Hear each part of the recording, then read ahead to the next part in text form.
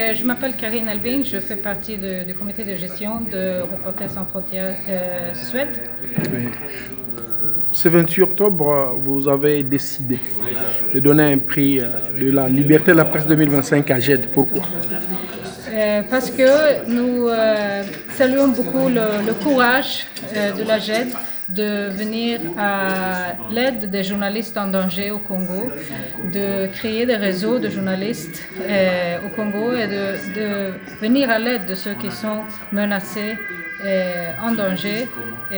Donc c'est un travail pour la démocratie au Congo, pour la liberté de la presse, que nous pensons doit avoir plus d'attention et de reconnaissance. En fait, je crois que nous avons commencé en 2004, si je me...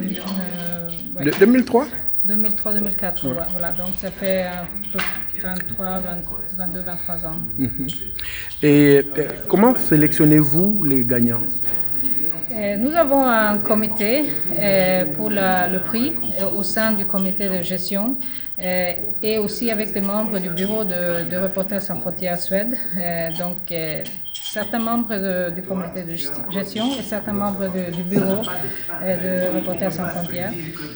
Et nous passons pour un processus de nomination. Donc, tous ceux qui sont membres de Reporters sans frontières Suède peuvent envoyer leur proposition de candidats. Parmi ces candidats, nous faisons une première sélection. Donc, nous avons des critères. Il faut que ce soit une personne ou une organisation qui défend évidemment la liberté de la presse. Mais nous cherchons aussi à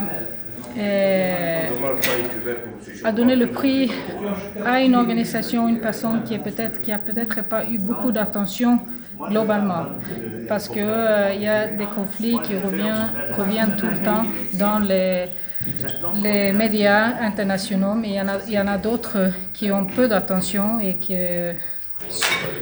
il y a des journalistes sur lesquels on connaît très peu leur travail, leur bataille quotidienne. Donc nous faisons ce processus de sélection, d'abord à savoir qu'est-ce qui a fait le candidat, et après nous faisons aussi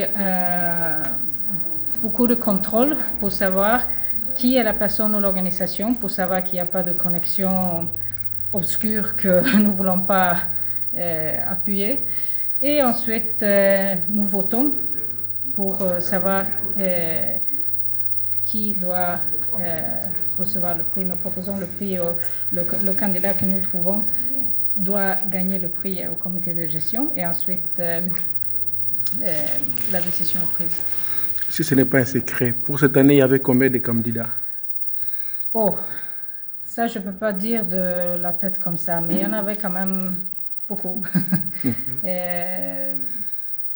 Bon, si j'estime, je dirais peut-être autour de 20, peut-être 15, 20, peut-être.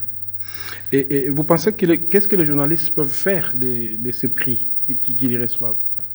Le journaliste ou votre organisation, je pense que ça peut, le prix peut être utilisé dans le contexte international pour montrer qu'il y a une reconnaissance, que c'est une organisation reconnue internationalement, une organisation à laquelle on peut faire confiance, une organisation qui fait un travail important. Je pense que c'est surtout dans ce sens-là que le prix peut vous servir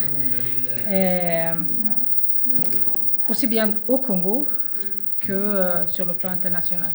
Merci beaucoup. Merci.